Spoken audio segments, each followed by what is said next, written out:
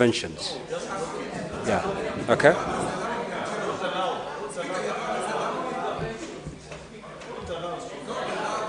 Honorable Senators, let us allow DCI to proceed to respond to the question sought.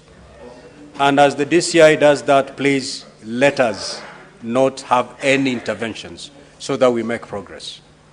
Proceed, DCI. Yeah, thank you very much, Honorable Senator and Honorable Speaker. And I would like also to appreciate Honorable Speaker and the members for giving me this opportunity to respond to some of the issues raised on the floor, Honorable Speaker. Honorable Speaker, an Honorable Senator has actually appealed to my religious faith. And I would like to categorically confirm that I fully understand the religious implications of swearing by the Holy Quran. I cannot please a human being so as to displease my Creator. So mine is to reaffirm that whatever I have said before the Senate and whatever I'm going to say shall be the truth and the whole truth, Honorable Speaker. Honorable Speaker, some of the issues that I'll be addressing to have been raised. It is cross-cutting. So I may not be able to attribute the questions to a particular senator. I wish to confirm that it is true that just like any other citizen, the DIG KPS, Mr. Lagat, filed his complaint with the DCI in view of the very, very serious allegations touching on the integrity, both on the office and on the person of the DIG KPS. And with those very, very serious allegations, his only recourse, Honorable Speaker, was to report the matter to the DCI, which is the investigative agency of the National Police Service, so as to investigate those allegations to its logical conclusion. There was nothing extraordinary with that report. Honorable Speaker, we have in the past received and investigated similar complaints from senior government officials, senators, members of parliament, and the investigative process has always remained the same. We receive the report, we investigate with a view to identify the culprits, and we take appropriate action. So the complaint by the DIG KPS, Mr. Lagat, was subjected to the same due process, Honorable Speaker, and there wasn't any preferential treatment as such. So I wish to confirm to this august House that throughout the subsistence of our investigations, the DIG KPS never interfered with the investigations whatsoever. Relating to the complaint letter and the statement, just like the IG has said, we are ready and willing to avail the same before this august House. The question on why the deceased, may his soul rest in peace, was transferred from Mutembei to Nairobi. Honorable Speaker, the CPC Section 71, Cap 75, is very, very clear on the places of trial and jurisdictions. Ordinary places of trial for an offense is determined where the crime was committed. Our courts also do have jurisdictions, save for those courts that do have or enjoy inherent jurisdictions. For this particular matter, Your Honorable Speaker, the offense we believe was committed in Nairobi, but the arrest was done in Mutembei County, and that's why the deceased had to be driven all the way from Mutembei to Nairobi. You may also wish to note that offenses of cybercrime, Honorable Speaker, have a national jurisdiction, as there's no way of justifying the place it has been perpetrated. It is an offense that can be committed even when somebody is on a journey. So it has a national jurisdiction. Senator Kalwale alluded to the fact that we did not have a court order. And I would like to state very clearly, Honorable Speaker, that we do not require a court order to move a suspect from one police jurisdiction to another police jurisdiction. We don't require a court order. For this, for the deceased, he was booked at Mawega police station, that is Mutembei,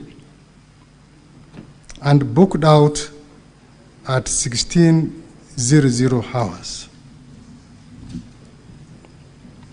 And he was booked at Central Police Station 21:32 hours.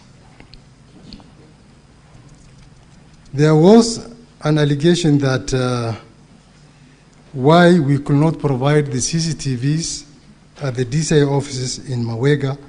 I wish to confirm that we don't have a DCI offices in Mawega. It is a recently elevated police station from a police post, and we don't have the presence of a CCTV there. I further wish to confirm, Honorable Speaker, that the deceased was treated with utmost humility throughout the journey, all the way from Mutembei to Nairobi, by the arresting officers. Indeed, while at Narok, he asked for refreshments, and he was given some refreshments by the arresting officers. Like I said, Honorable Speaker, he was booked at Central Police Station at 21:32. At 21:24, the deceased was given an opportunity while at Central Police Station to talk to his wife. One Nefnin Apondi, on cell phone number 075808161, registered under one George Onyango, who apparently was the father.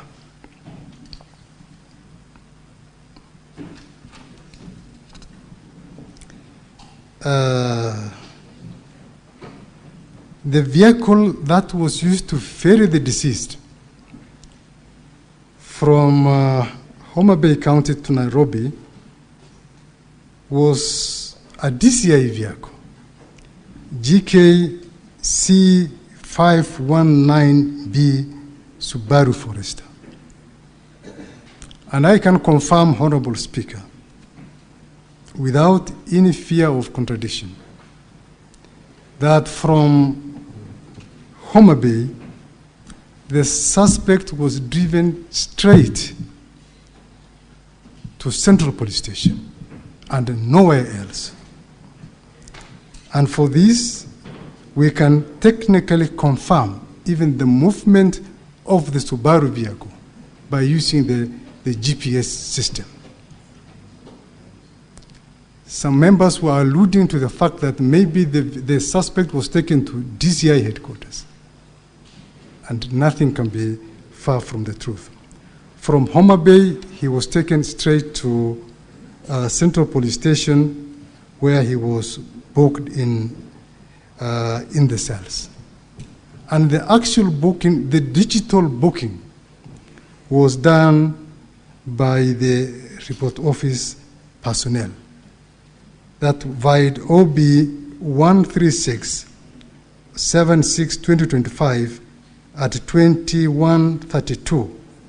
And it says that the suspect was placed in cells while appearing normal. And that was captured digitally. So there's no room for human manipulation.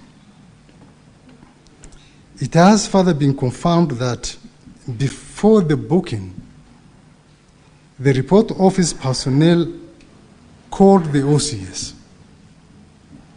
And it's unfortunate it is being said that Taalam, Honorable Chair, Honorable Speaker, is the OCS and not the OSPD.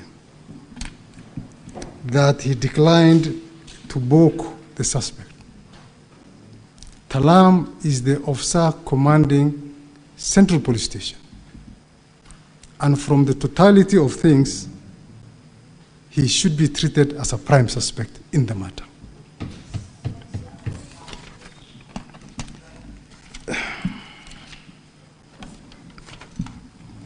So, a question was raised about the whereabouts of the DCI arresting officers. Honorable Chair, I would like to first state that the fact in issue here is what caused and who caused the death of the late Albert Ojwang. We are not talking about the circumstances that led to his arrest from Bungoma, from Homa Bay, Honorable Chair. The arrest was legitimate and it was lawful. And he was arrested for legitimate reasons in view of the complaint and the subsequent revelations by our investigations. So, we know where the DCI officers are. They are actively on duty, Honorable Speaker. And they are available, if required, by IPOA for interrogation, for interview. And Honorable Speaker, if the investigation establishes that they participated in the killing of the deceased, then the law should take its course and suitable action be taken against them. In regard to one Kevin Moinde who was arrested and detained at Kumekucha police station, the Inspector General has very, very well elucidated that it is true he was arrested, and we forwarded the file to the DPP, who said that we did not cover certain points. And on the basis of that, he was released unconditionally until such a time when we cover some of the points raised by the ODPP. In regard to the other two, we did not arrest them. We don't know where they are, and we cannot confirm whether they are dead or alive, because these are characters we have never interacted with them at all.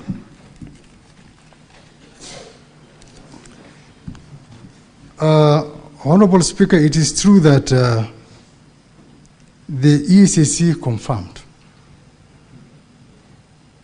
the same day that our officers were in Homa Bay. When we are conducting investigations, Honorable Speaker, we task this division of labor. We give the teams specific tasks. We have the action teams.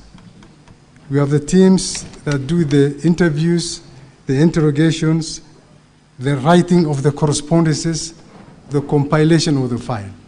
So it is not the same team that collected the correspondence from ACC, the same team that arrested the suspect from Homa Bay.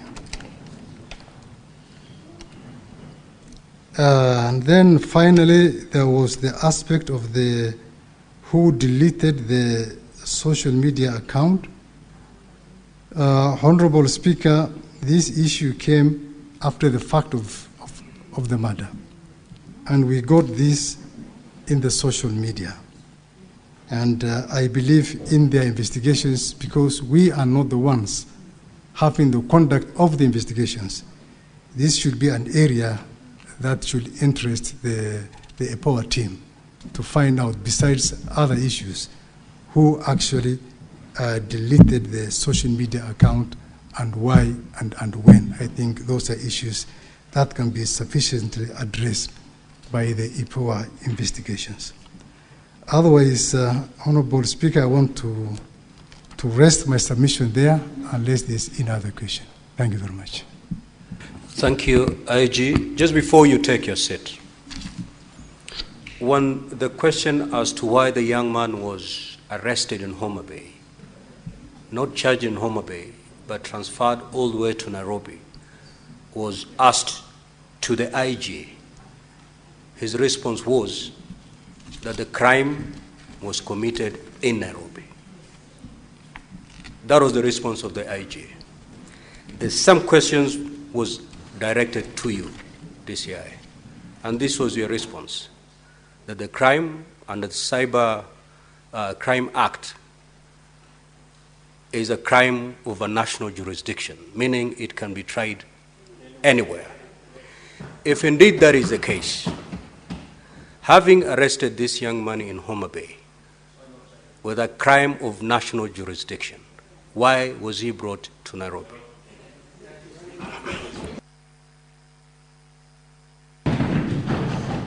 Thank you very much, Honorable Speaker. When we are making the decision to determine where to take a suspect, there are several variables that we consider. One is the logistics and the investigation convenience. If we say that we take him to a court in Homa Bay, and majority of the witnesses are in Nairobi, the forensic lab evidence is in Nairobi, the complainant is in Nairobi.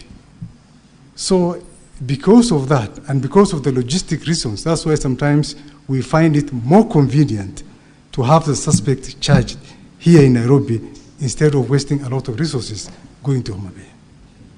And that is provided for in our service standing orders, Honorable Speaker. Let's hear IPOA. You may take your seat, DCI.